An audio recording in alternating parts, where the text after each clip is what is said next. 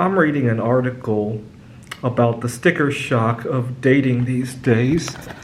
Right now, as I speak, inflation is, let's see, in the category of food away from home, inflation is 7.7%. Now, keep in mind that people are also eating much more consciously when they go out to eat these days, right? So, but they're still paying 7.7% more. So, on an apples to apples comparison, it could be quite a bit more, right? Full service restaurants have climbed 8.9%. Alcoholic beverages have risen only 4%. Now that's kind of sad.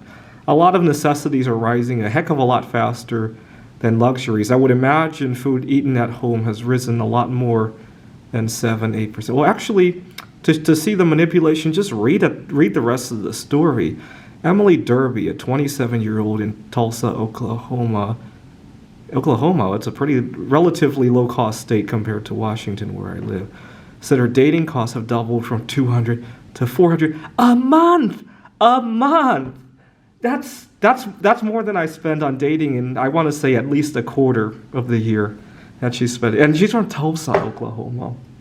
Now, I love it because none of this gets to apply to me. In fact, my love life has exploded during the inflation and more generally during the whole pandemic situation. But I like this because this will force more people to step off of the bandwagon for a second and question their love life, right? So many people, especially here in the United States, I would venture a guess that a lot of people only date because their peers are dating, and they've never stepped off the bandwagon for even 2 seconds to reevaluate what they want in their lives, right? I guess we did have a taste of stepping off the bandwagon in 2020, but everybody broke the rules, right? This time they're kind of forced to do it by their budget. Now, what's really interesting is that I actually find that, well, first of all, now when I go out to eat, people don't give me stares anymore. In large part, probably because a lot of people can only afford to go out by themselves these days, right? So I blend right into that. I think there's also a little bit more acceptance.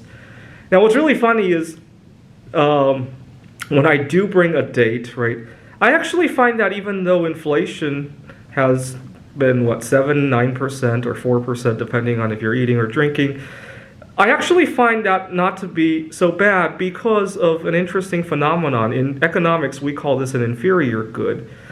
So, right next 2 weeks from now, I compete in the Computer Olympiad.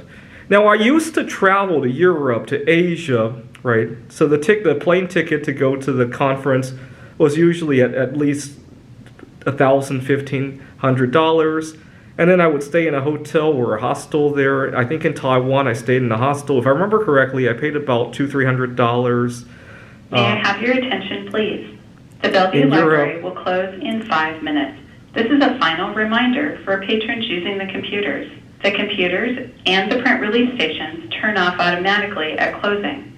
Please save or print now and retrieve any personal devices such as thumb drives. If you have items to check out, so in please Europe, come to the checkout stations on the first floor. I might spend again, the library, the gallery, similarly and the maybe $300-400 on the hostel. The parking garage will close 15 but minutes 2 weeks after from the now, library 2 weeks from now, I'm going to Thank be. you for visiting the King County Library System.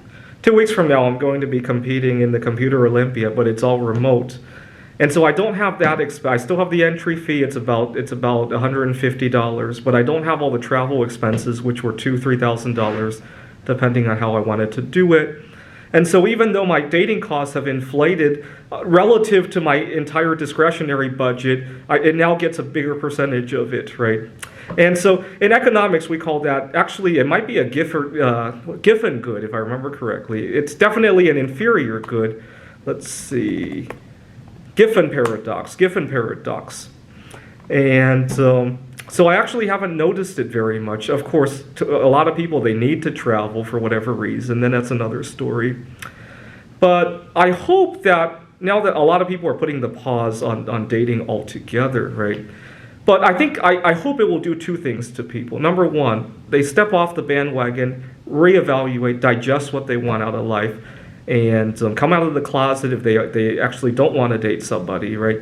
And number two, imagine this thing goes on for a few years. You have to pause dating for 3, 4, 5 years. Well, what are your priorities going to be? I think it might prioritize some people. Oh my God, I got to make sure 3, 4, 5 years from now I still have a healthy body and the youthful appearance, right? So Emily, who was 27, if she wants to pause dating for 5 years, she's going to think about over the next 5 years, I better not gain a lot of weight or develop a bad habit or lifestyle issues, right? And I hope it will encourage more people to think in those regards.